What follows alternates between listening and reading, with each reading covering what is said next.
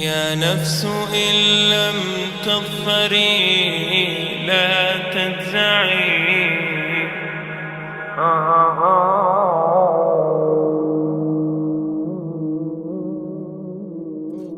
All the praise is for Allah, who is the author of all existence and the most generous to his creation, while he is also the all-compelling. He is the only one worthy of our worship, having no partners, no associates, no sons, no daughters, no one whom he must consult, and no one or anything which has any comparison with him. All the praise is for Allah, who is the King of all who claim sovereignty, the only one who has the right to legislate for his creatures. He is the giver of life. He is the causer of death, while death has no effect upon him, because he is the ever-living, the self-subsisting, the eternal and the only absolute. All the praise is for Allah, who has power over all things, and there is in reality no power and no strength, no influence to cause benefit or detriment except through him. It is he who created this complex world, the seen and the unseen, the evident and the speculative, the earth and all that is on it and everything that is in it. It is he who sent his messengers and prophets, alayhimus salam, with the common message of strict monotheism, which simply means that there's absolutely no one worthy of worship, no one worthy of our obedience except the Almighty, the One, the Absolute, and who has no partners. The earlier messages which changed the world in the area in which the prophets were sent, those messages we know have changed, and even the prophets who brought them, their names are now lost. We just know in general because Allah told us in the Quran, وَلَقَدْ بَعَثْنَا فِي كُلِّ أُمَّةٍ رَسُولًا أَنْ يَعْبُدُوا اللَّهَ وَاجْتَنِبُوا الطَّاغُوتَ. I've sent to every nation a messenger, calling people to worship Allah alone and to avoid the worship of false gods. This essential message has been preserved in Islam in a way that it was never preserved before. Not because the message was different, because it was the same message, but because of the fact that there would be no other prophets who would come after Muhammad sallallahu alaihi wasallam. So therefore that message now had to be protected. It had to be preserved in a way none of the earlier messages were preserved. Evidently it is what you say you have come to know 40 years back, and what you call the Big Bang is already mentioned in the book which I read, the glorious Quran. It's mentioned 1400 years ago in Surah Anbiya, chapter number 21, verse number 30, which says, Avalam yaral lazina kafaru. Do not the unbelievers see anna samawati wal arda kanat ratkan fataqnahuma, that the heaven and the earth were joined together and we clove them asunder.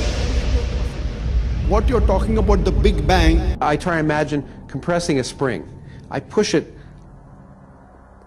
closer and closer and closer together so it's smaller and smaller and smaller, and I've stored a tremendous amount of energy in that spring, and when I let it go, it bursts out, it bursts out, it bursts out. the creation of the universe, which you came to know 40 years back, is already mentioned in this book, the glorious Quran, 1400 years ago. Who could have mentioned that in the Quran? So the atheists will say, maybe someone wrote, maybe it's a fluke, maybe it's a guesswork. A human being, regardless of who they are, or where they are, or what they do, will have this curiosity. They'll want to know, why am I here? How did I get here?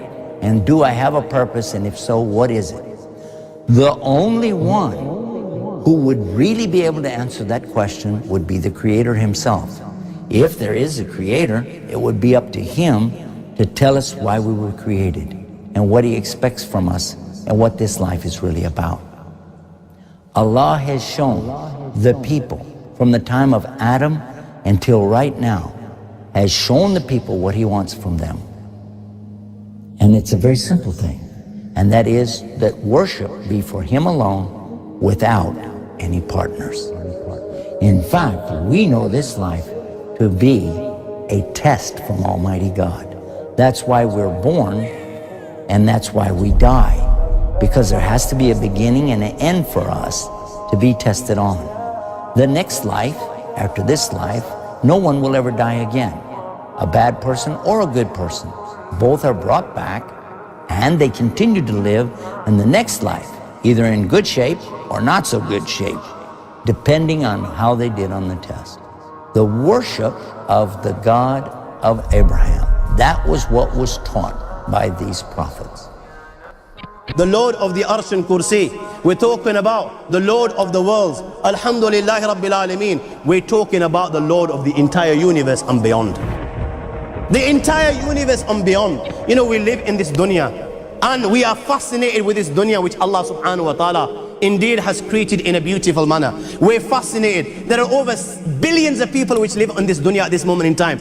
Over 6 billion people that live on the dunya at this moment in time. This dunya of Allah subhanahu wa ta'ala is so big that there is space in this dunya for billions and billions and billions or more people.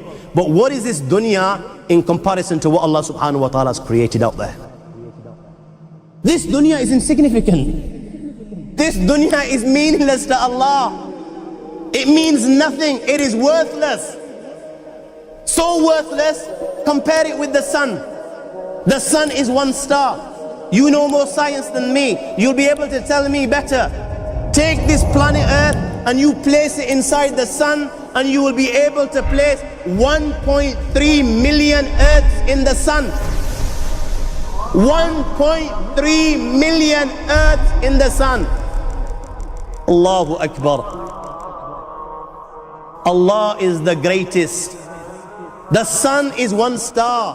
One star. There are stars out there which are millions of times bigger than the sun. You tell me this, that you need millions and millions of stars to make one galaxy. And then you tell me this, that there are zillions of galaxies out there. Let me tell you on top of this, my friend, after this, whatever you see above, when you raise your head and you look above, whatever you see above, the zillions and zillions and zillions of galaxies, let me tell you, this is everything there is within the first heaven. Everything there is within the first heaven, and Allah is the creator of 7 heavens. 7 heavens. And the distance between the first heaven and the second heaven is 500 years. You know, the distance that can be covered in 500 years, at what speed? Only Allah knows. Only Allah knows. But it will take 500 years to get from the first heaven to the second heaven. 500 years from the second to the third, third to the fourth, fourth to the fifth, fifth to the sixth, sixth to the seventh. Every time it will take 500 years. After the 7 heavens,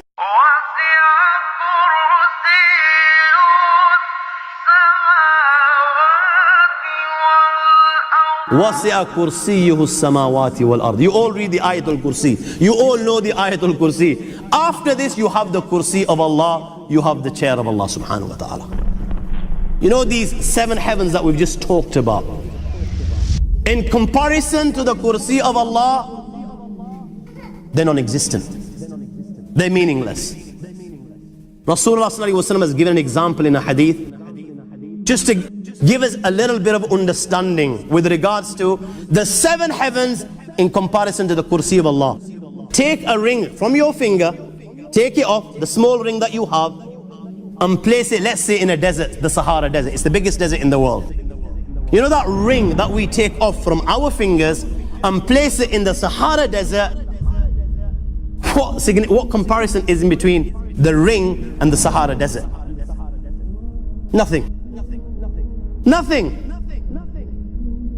The 7 heavens is the ring, and the kursi of Allah is the Sahara Desert. After the kursi of Allah, you have the arsh of Allah. وَكَانَ أَرْشُهُ عَلَى الْمَاءِ. You have the arsh of Allah. Again, Rasulullah has explained, so just so that we can understand.